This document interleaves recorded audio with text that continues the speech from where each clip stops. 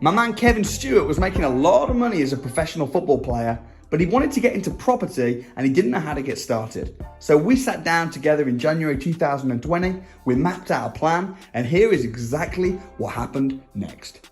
So the question is, do you start small and build up? I think probably not. I think you just get the training and support and you do a big deal straight off, but just do it very carefully, risk assess every step of the way, and I think that's what we can talk about now, how to do that. So I think it's what you said is, I think having an apartment building is maybe the same energy as having one house.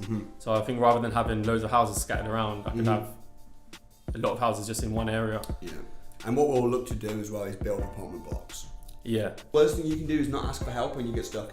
Yeah. That's it. Yeah. Because you will get stuck. Yeah. And everything, you know. But when you get stuck, ask for help. Whether that's my team and stuff, whether it's finding people on the academy that are, look like Anthony, for instance.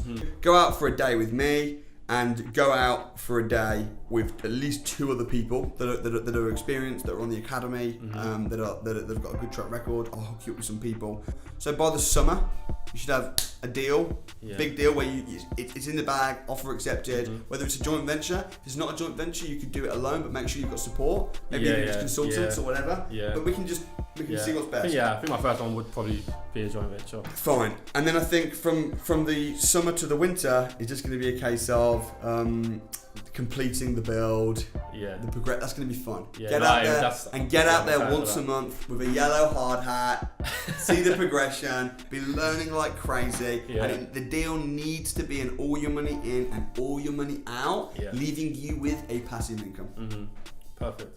And guess what? He did get the yellow hard hat. Well, not yellow, it was white.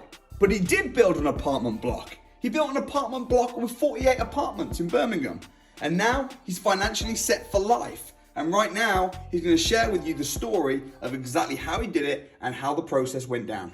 He's a professional football player. He's played for teams like Hull City, Tottenham, Liverpool, Blackpool. Incredible football player, but also an incredible property investor. He's got some really crazy deals going on. So he's going to tell you a story of exactly what he's done, how he's done it. Kevin, welcome to the show, bro. Thanks for having me. I watch so many Winners Wednesdays. It feels a bit surreal to actually be on one. Well, there we go. I mean, you've been on my YouTube channel before, though. We've been out on the road doing big deals and looking at stuff. But tell me the story. Like, you're a professional football player. As you know, I coach quite a lot of football players. Usually they don't physically come to my crash course like you did. Yeah. But you broke your leg and turned up. So tell me what happened. Yeah. Well, no, to be fair, it wasn't that dramatic. I did had an operation on my fifth metatarsal, so it wasn't as bad. But yeah, literally, it was strange because I'd been watching your content for a long time before that, and I was like, no, I'm never going to be able to come to a crash course because I'm always playing football. And then an injury came about. I found a positive in it, and I was like, as soon as I realised, I'm going to be out for a little while, I'm like, first thing I'm doing is going to the crash course. Yeah. So I was buzzing about that. Came down literally the day after my operation on crutches, front row, and it was amazing, man. So that there really kick-started everything for me, where I really started to find my feet and how the property world works, collaborations, and that's when I really started opening out and start. The biggest thing I probably took away from the crash course is the importance of just putting yourself out there and networking. Building relationships, which is in the football world is not, it's not really like that. It's really secretive and kind of stay in your own lane, only mix with footballers. It's kind of like that. So it's been like really refreshing coming into the property world. Being in a different industry. Yeah, and I remember when we met as well. You came down with your dad. You joined the academy. My dad and my cousin. And your cousin. Yeah. You guys joined the academy. Yeah. Which was awesome. We've spent quite a bit of time together since then. For the last year and a half, we've been going out together. We've been on the road a few times, messaging back and forth. When you first joined the academy, we had a conversation which I think actually made it to YouTube. It was like a coaching conversation. Yeah. What happened? What was the game plan? Well, from then, obviously, I was very, very fresh to it. So that was almost just, it was amazing for me because it's like an hour I can sit down with you and kind of just pick your brains and really be really specific to me on what you think I should do moving forward. So we sat down for an hour. You gave me a lot of advice and kind of direction from there.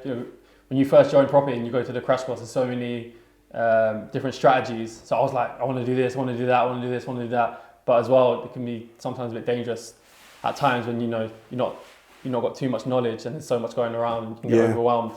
So I think from there, the idea for me was to come there and then leave with more of a strategy, more of a focus, and that's what. And I remember saying to you as well, I was saying like, because one of the reasons you told me, you were like, I want to join the academy because I want access to the people. I want to network with people. You had some money, making good money as a footballer. You'd saved up a few £100,000 and you thought, I want to invest it wisely so that when I finish football one day, I'll have a portfolio and I'll be able to continue living a good life. Is that fair to say? Yeah, exactly. And I was like, dude, everyone's going to pitch you. Yeah. Everyone's going to pitch you. You know what I mean? Like a Premier football player, you've made a lot of money, you're on the academy, you're putting yourself out there. Yeah. You're going to get people pitching you with deals, trying to sell you deals, trying to joint venture with you on deals. And I said, you've got to be really picky because I said, your problem is not what you invest in, but it's what you don't invest in. Yeah. Did that happen? Yeah, no, for sure. And even before that, with me, when I want to do something, I'm just like quite fearless and I'll just go and do it. So even before we had that chat, I almost bought 2 very average properties in Hull at the time. So it's a good thing it takes long to actually buy a house, or I would have just bought these 2 houses. So that obviously was a big bonus for me when I came there, and I got a lot better advice. But yeah, from then as well, moving forward, after that, there was so many opportunities to get involved in deals and deals from deal sources that before I would have very easily just done it just to get involved. I was really keen to get involved, and I'm someone who just like almost starts now, get perfect later. Yeah. But as well, that could be something a little bit dangerous at times, and it would probably take me longer to get to my goals of actually where I want to be. Totally. And as well, like I want to get onto what you've done, because you're building a whole bunch of apartments, which is incredible. You've got serviced apartments as well. But with a few £100,000, you could very easily just go and buy one house. Yeah. Exactly. Rent it out. Say, I don't want to have a mortgage. I don't want to have debt. Yeah. And make peanuts from it. Yeah. So talk me, and you're one of the few people as well, because there's a lot of sports people, but you're one of the few people that actually dedicated like 12 months to saying, I'm going to study, I'm going to learn, I'm going to go out, I'm going to network, I'm going to read the books, attend the seminars, and you immersed yourself in the world of property, and now your knowledge is like really good. We can have a very, very intelligent conversation. Yeah. We'll bounce ideas off each other. So what was that immersion look like? What kind of sacrifices did you make that most people would not be prepared to? I think just countless hours, man. Just YouTube, just like continuously. Like my missus is probably the best person to ask because she's been on the back end of it. She wants to spend time together, or for her, she wants to spend time every night doing something, watching TV, whatever, or going out. But there's so many times where I'm like studying so hard. I'm like, look, it's a bit of a battle sometimes where she wants to do one thing, I want to study and do other things, but obviously she gets it. So it's just countless hours, and obviously having the courage to go out and meet new people and go into an industry where you don't really know what you're doing and you don't really know what you're talking about, and just sometimes looking and sounding like an idiot because you're just starting out. So I think that's what stops a lot of people from immersing themselves into a different. You think so? You think they don't want to ask a stupid question, they don't want to be judged. Yeah. So they just say nothing and keep quiet and don't grow or learn. Yeah. But for me, property, this is something that I'll do forever. Yeah. And it's definitely a career that I'll, probably go full time in after I finish playing. So all them restrictions, I knew for a fact I was going to push through whatever came about, because what's on the other side of that's too important for me. Yeah. So I can never see myself being stopped by things like that. So what's the crack as well with because we've had this conversation before, and you've said about some of my other people that I'm coaching, sports people, whereby they have to be really careful. I've said they have to be really careful on not appearing to be not committed to their profession as a sportsman. Yeah. What's your kind of take on all that? I think it's bullshit. Can I swear on this channel? Yeah, you can. What do you mean? What do you think? I think it's unfair. I think it's unfair when when people from the outside, to be fair, it's probably worse off inside the industry as well, where they make out as if you can't do 2 things at once because you're going to get distracted from this one thing. But I definitely think you can. You can easily do both. And I just don't think it's fair because football's a very short career, and you probably you're all aware of the stats of how many footballers go broke after they finish playing. Scary. So they've got to look after themselves, they've got to protect themselves, they've got to protect their families. So, for someone to hold that against a footballer, but, preparing himself for the future, I think is a bit unfair. But at the same time, it's down to the player to push through those boundaries. Yeah, because you're dedicated, man. Like with your training, you're training every day. We spend a day on the road. You eat really disciplined. Yeah. You're a good influence on me. You tried to entice me a few times. You tried to go to McDonald's today. Oi, keep that quiet. Yeah. It's hard on the road. When you hear that. Yeah. but you're completely dedicated. But then when you've got a bit of spare time, you're going to be on the road, viewing houses, immersing yourself in content, on the phone to me or someone or whatever. So, so talk me through your first deal, because your first deal was a big deal. Yeah. Massive deal. Went straight in. What's that? I went straight in, man. You went straight in? Into the deep end, but you went straight in, but you went in educated with your eyes open. Yeah. Very educated. Yeah, with good people around me as well. Yeah. Talk me through this deal. Yeah, I think that's the important thing. So it was a funny one, to be fair. So before that, we was talking about doing a deal together. We weren't even talking about it. We pretty much agreed. We were doing it. We had the loan contract, all the contracts coming into it. Where we was close to doing it.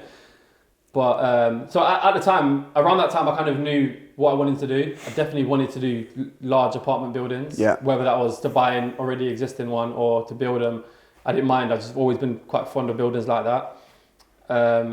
So obviously, I didn't really have any opportunities to get involved in deals like that. I just wanted to do something, just get a taster or something, quick victory, quick win, be a part of something. So basically, just for a bit of context, you're getting really educated, you're learning, but you realised that a big deal was going to be just as much effort as a small deal. So you went to get in on a big deal, but because you didn't have the full experience, you thought you'd go in with your eyes open with the education, but you joint venture with someone, me or whoever, on someone else's big deal as a JV. You were getting pitched all the time.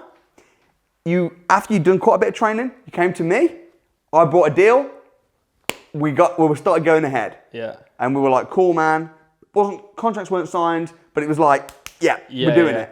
Yeah, no, it was literally like, maybe a day or two off from doing it. And then Anthony Leville, who I met through your YouTube channel. So I reached out to him. Yeah. I met him in Birmingham. He showed me around a few of his sites that he was doing, with literally no regards to doing a deal together whatsoever. It was more just a thing. He was just doing me a favor, and he was someone who I can just call, just like how I am with you, that can ask a question. So then it was kind of like that. And then literally 2 days before we was about to do something, he called me up and said, oh, by the way, I've got this opportunity that you might like. Because he knew I was quite fond of development and large apartment buildings. So he was like, I've got something perfect for you. So straight away I was like, wow, like this is amazing, as long as the deal stacks up. And even at that time, I didn't even have to read the development deal or calculate risk or anything like that.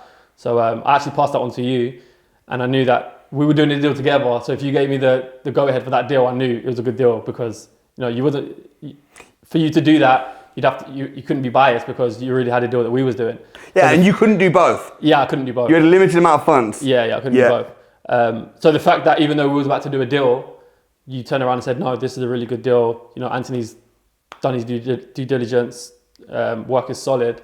I was like, for me, you and Ben as well, for me that was enough that I needed to start looking at it properly and look to fully go into it. That's so good. And then you were like, sorry, dude, I'm actually going to go for this other deal. but how did I react? Oh, no, you almost pushed me onto it. Yeah. Yeah, because for you, I think you knew it was a good opportunity for me. Yeah, because for me, I just think it's really important.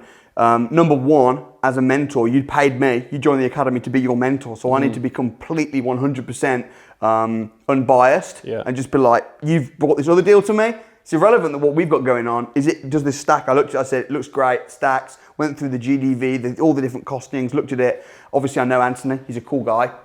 But also, like, the bigger your win is, the better for me. Exactly. Yeah. Because we wouldn't have this story without it. Yeah. So I think that's really important. So you went ahead with the deal. You bought a piece of rubble. Yeah. Which effectively is what it was. A mountain of rubble. A mountain of rubble, which is in Birmingham city centre. Yeah. So what's happened since? So since then, we kind of, from when I got involved, we got it moving quite quickly. So so from then we started building. So we got it all tied up, all done, probably just before lockdown, and then we probably started building. I actually can't remember the month we started building, but a good maybe March, June, July, maybe around last.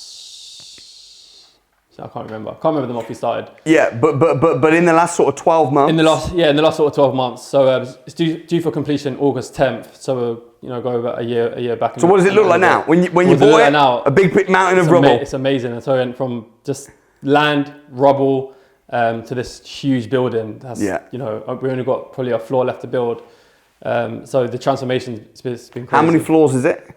It's 5. 5 floors. You've built 4 floors. Yeah, you got the top 5 ones is to like go. the roof bit. Yeah. So you should be finished in the next kind of couple 2-3 months. Yeah. And then you put about 300 grand into that. Originally I put 300 grand into it. And you put a little bit more in. Put a little bit more in. And how much profit are you expecting to make off that deal once it's done? Now I know you're going to keep it. You're not going to sell it. But if you did sell it. Yeah. So if all goes to plan, it gets values to plan. We'll be looking at 1.8 in total, and obviously I'm halves with my partner. It's crazy good. It's big returns. It's crazy good. So talk me through some of the lessons. I mean, you've spent countless hours educating yourself. You've been out on the road. You've been, obviously you've been doing this project. Talk me through some of the lessons and the learning curves that have happened. I think one of the big ones, which I mentioned to you earlier, is I think when you're doing a deal of that size and you're new to it as well, it's very hard. It's very easy to get distracted by other projects. So at the time, before that, I was so keen to get involved, and even though I got involved in that project, I still had this eagerness to go and do other things. So this was, before COVID, and then good advice that I got from Anthony was, when you're doing big deals like this and you've got, this big prize that's here, don't get too distracted by other things that could, jeopardize this big deal that you got. Yeah. So, it's easy to spread yourself too thin and go and do a lot of other things, and, something happens and, you've got to use maybe funds to support the bigger deal, that you're not spread too thin doing other little deals that are, all in all going to distract you from the bigger goal. Time and money, right? Yeah, you can tie money up on lots of little deals. You can get exhausted running around on the little deals, and then you miss the big thing. So you're working on that £900,000 profit. Yeah, which is amazing. Yeah. It's really amazing. I know you've got some other deals as well. You've got some like service departments and things like that. But what would you say? What's the plan then for you now? Like, what's the next 12 months, 2 years looking like? So I obviously successfully finish off this project, and I think go on to do similar deals. Yeah. So whether that be development or purchasing, like commercial to resis, refurbs on a bigger scale. I think that.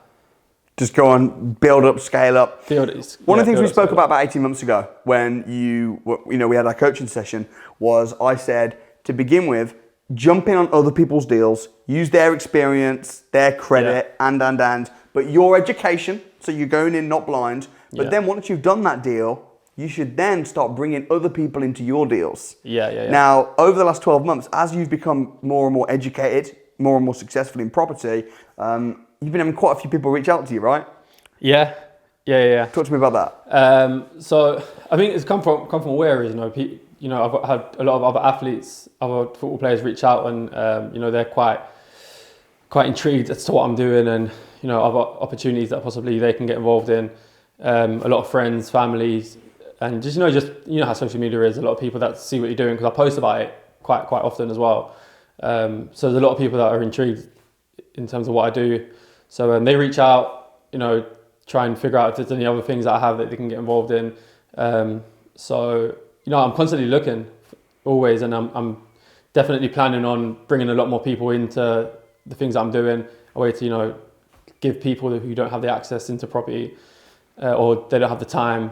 So I've sacrificed a lot of time to learn the game. So not a lot of other people are able to do that or willing to do that. So I think I'm maybe a lot more qualified to invest their money properly than they are. Yeah, and you've had people, you've had some big football players reach out to you, and they're like, oh, I'm looking at doing this deal. And you've looked at it and you've been able to say, actually, don't do that, or do that. And you've been able to kind of advise people what's best based on the experience, the training, the knowledge that you've built up, which is a really, powerful position to be in. Yeah, no, I think that's one thing that I've got from you as well, trying to be someone of value. So, and I think that is also what makes the sacrifice a little bit easier in terms of, studying all the time and getting yourself out there and just learning the game, is that you become so valuable to other people. Yeah. So I think that's been a massive help in terms of, pushing me to go out and learn more and do bigger things. What would your advice be to other football players and sports people that may be thinking, I haven't got the time or the inclination, or maybe they have, but they're thinking about property? Like, what was it that pulled you into property? Why are you so excited about it? I think, I just think one of the different strategies, there's so many different ways to make money in property, but in general, I just think, it's the best vehicle for building wealth. I think it goes hand in hand with a lot of people in different fields, like football, for example. A lot of property can be quite passive and quite hands off, not completely, but it's a way to put your money somewhere, and you ain't got to pay too much attention to it sometimes. And then just, the basics of property, the fact that it's probably going to outlive all of us, is something you can pass down to your kids, something you can see physically as bricks and mortar. Yeah. Not like, like a stocks and shares that you can't actually physically see. Yeah. And just the returns as well. Some of the returns you can get, are huge, and it pays you monthly.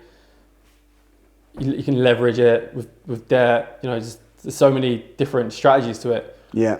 That's what I think I like at the moment. And also as well, like we've spent quite a bit of time together. I've introduced you to some cool people. Ben, we've been out on site with Ben and JN, and we've been to big properties, small properties. Like, what would you say to somebody that's trying to network, that's trying to get in, and meet the right people? Because I think network is really important. What best tips would you give to being able to get in with the right people?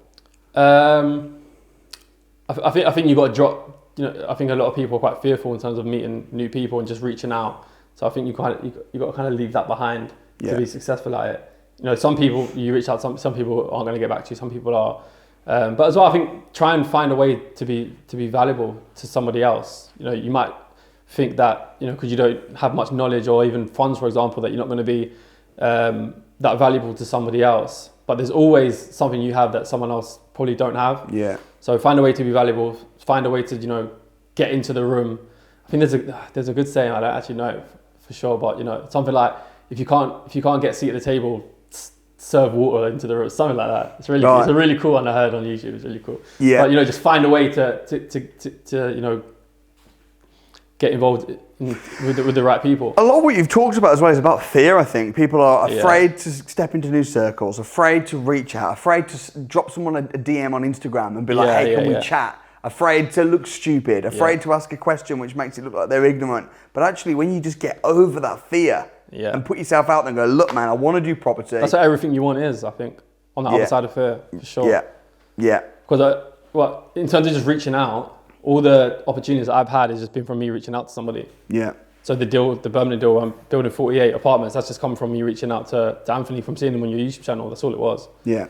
So I think that's really vital. Why do you like serviced accommodation so much? Just the cash flow.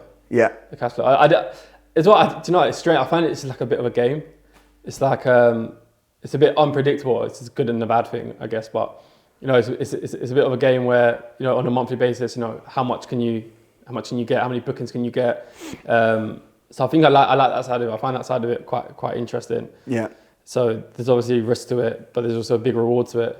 On a normal house, you might get £700 rent, but if you're renting it out on a nightly basis, you can get up to £2,000, £2,500. And people just don't realise that there is another way. You can do joint ventures. You can rent your property out as a serviced accommodation. We're in one right now. Yeah.